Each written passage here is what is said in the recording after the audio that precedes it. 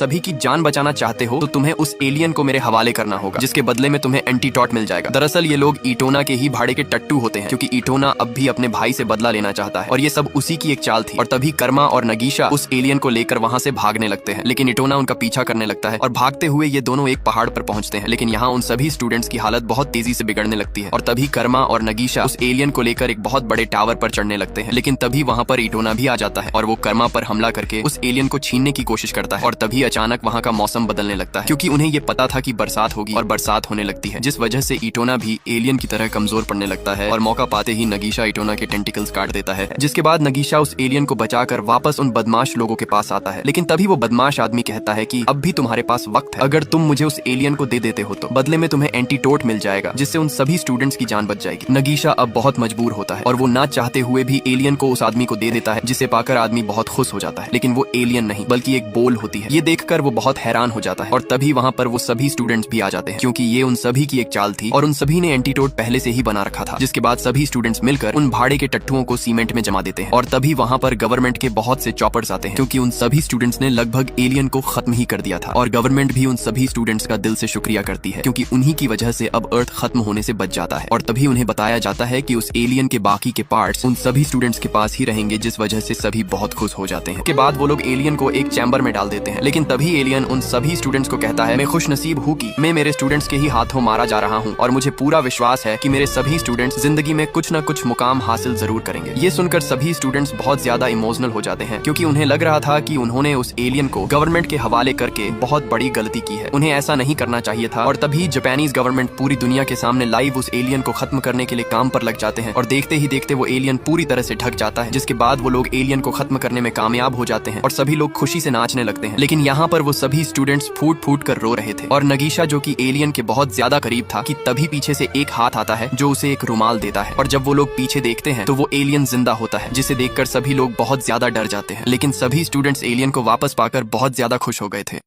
और तभी गवर्नमेंट बताती है कि उस एलियन को खत्म नहीं किया जा सकता है, जिस वजह से गवर्नमेंट उस एलियन को वापस से उन्हीं स्टूडेंट्स को पढ़ाने के लिए भेज देता है, क्योंकि अब वो सभी स्टूडेंट्स उस एलियन के बहुत ही करीब आ चुके थे और अब इटोना भी उस एलियन का स्टूडेंट बन जाता है। और तभी एलियन उन्हें बताता है कि कर्मा और नगीशा जब मुझे खत्म करने की प्लानिंग बना रहे थे कि तभी मैं वहाँ आ चुका था। और तभी कर्मा एलियन को गन पॉइंट पर रखकर पहाड़ से नीचे कूद जाता है, क्योंकि उसे पता था कि एलियन उसे जरूर बचाएगा और जब वो उसे बचाने आएगा तो कर्मा उसे गन से खत्म कर देगा। और तभी एलियन जल्दी से कूदकर एक बहुत बड़ी जाली बनाकर कर्मा को नीचे गिरने से बचा लेता है। और तभी एलियन कहता है कि मैं मेरे सभी स्टूडेंट्स से बहुत ज्यादा प्यार करता हूँ, क्योंकि मैं तुम्हारा टीचर हूँ। और तभी कहानी प्रेजेंट में आती है। अब वो एलियन उन सभी स्टूडेंट्स का परमानेंट टीचर बन चुका था और यहीं पर इस मूवी की हैप्पी एंडिंग हो जाती है। Subscribe for more guys.